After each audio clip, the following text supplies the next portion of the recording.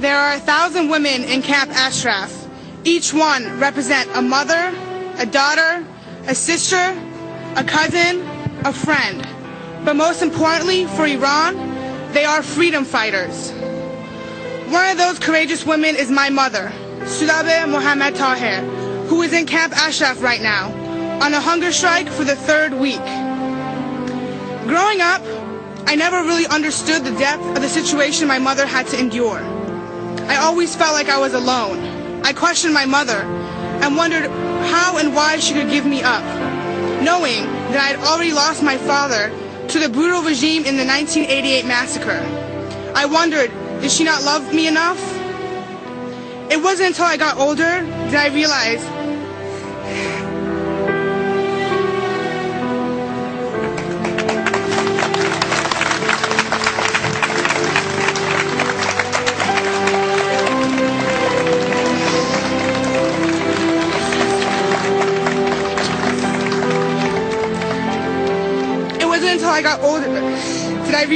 that it was because she loved me more than I ever knew.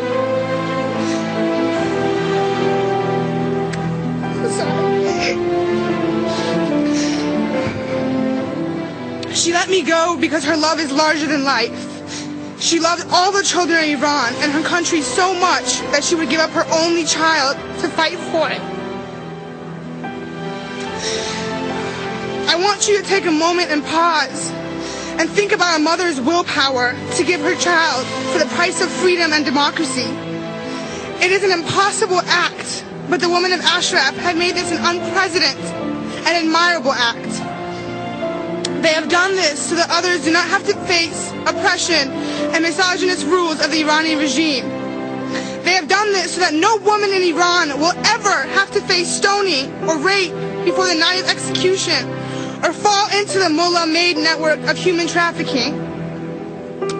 I understand now, despite all the hardship, I now know I'm truly privileged to say that both my parents are Mujahid al-Haq. As I said earlier, I have already lost one parent to Iran's dictatorship. I cannot and will not lose another, especially my mother. I will not be robbed of getting to know the family, the only family I have left in Ashraf. U.S. is obligated to protect them, but they broke their promise. Now we will save her and Ashraf, and that is my promise.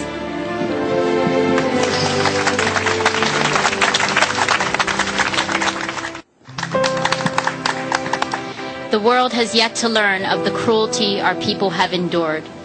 Ashraf Rajavi stated this in 1982. Over 2 decades later, the world has yet to learn of the atrocities committed by this regime. On July 6, 1981, Time magazine wrote in an article entitled, "Terror in the Name of God." The Islamic judge who sentenced them, Ayatollah Muhammad Gilani, did not even know who they were. The 12 girls, the oldest 18, the other under 16, refused to identify themselves in court. When Gilani asked their names, each in turn replied, "Mujahid." To the question, "Child of," each replied, "The people of Iran." Gilani solved the problem of identifying the girls by having them photographed. Then he co-signed them to the firing squad. Islamic guards led the dozen girls to the courtyard of Evin prison in Tehran. The oldest was clad in a flowing black chador, the traditional Muslim veil. The others wore dark headscarves. As the guards began to blindfold them, the girls started chanting, "Death to fascism, death to Khomeini."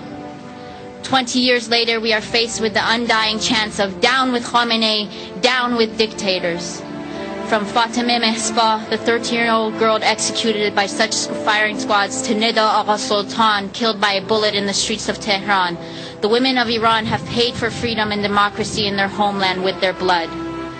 We now see their continued struggle and relentless bravery in each and every one of the women in Ashraf.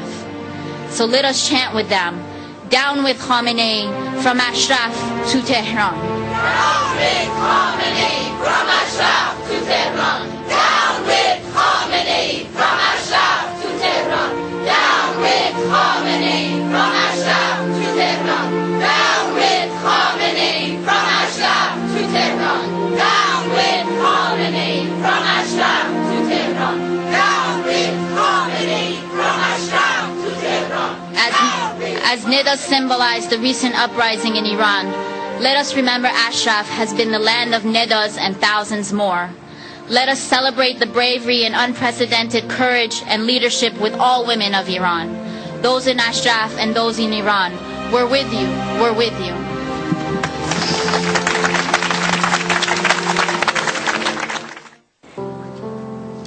The women of the Iranian resistance are a truly remarkable group. They have made sacrifices that most could never dream of in their quest for freedom and democracy. It is a well-documented fact that women face far greater risks in times of war and conflict than their male counterparts, as their bodies become used as weapons of war. The 1,000 women of Ashraf stand strongly and defiantly in the face of this real and prevalent danger on a daily basis. Aside from coping with the physical threats, some of these women had to make the excruciatingly painful decision of saying goodbye to their children, whom they had to send abroad during the onset of the First Gulf War. My mother, Azar Ahmadi, was one such woman. She died tragically in a car accident while at Camp Ashraf 16 years ago. I still think about her every day. I know had she been here today, she would have been my best friend. I also know that the decision to send her two young children, my brother Hanif and I, to live in the United States was one of the toughest choices of her life. Like many of the other children who were separated from their parents at such a young age, I too wondered how and why my mother could possibly make such a decision. Did she simply not love my brother and I enough? I couldn't understand it.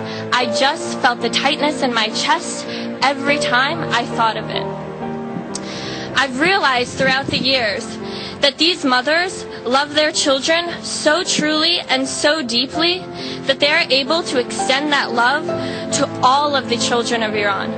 They want all of Iran's children, not just their own, to experience the joys of freedom, playing side by side in the Maidan-e-Azadi.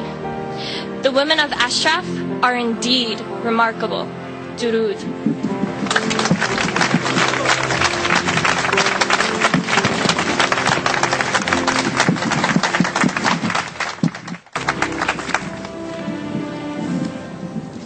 During these crucial times where the future of a nation as large as Iran is being changed, there is a color with more color than any other. There is a name greater than all other names, and a sound echoing clearer and stronger than any other tune in every word written or said. It flows like the backdrop of a beautiful and lively picture. It's no other name than Ashraf, the name of a brave Iranian woman, which has turned to the symbol of freedom and the 100 years of struggle for liberty in Iran. A phrase as beautiful as Ashraf City, an astonishing painting with thousands of colors, chants, and epic stories, telling the story of a nation awaiting freedom. This bastion of liberty is what has given freedom-loving Iranians the courage to stand tall and say, I am a free human being, standing to bring freedom to my land at a time where the truth is being veiled. These are the words of one of the brave women of Ashraf, the words of Elham Gudarzi. But we are here today to unveil the truth and to resonate the voice of the brave women of Ashraf throughout the world. We are here to say to our brave mothers and brave sisters in Ashraf that we are with you every step of the way. We take pride in your courage and steadfastness, and we gain momentum from the strength in the face of all hardships.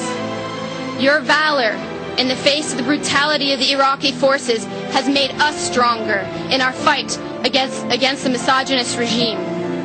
Your chants for freedom are now being echoed in every street and alley in Tehran and all of Iran. And to my sister Asifeh, you called for the youth of Iran to rise because in Ashraf, people like you, people like your brother Hanif, stood in the face of inhumane brutalities of the Iranian regime's puppets in Iraq, with empty hands to defend the century-long struggle of the Iranians for freedom and democracy. Asifeh, you said the youth of Iran cannot and will not be silenced. We are here today to tell you and all of your sisters in Ashraf that we are with you every step of the way, and we will continue this fight to the end. From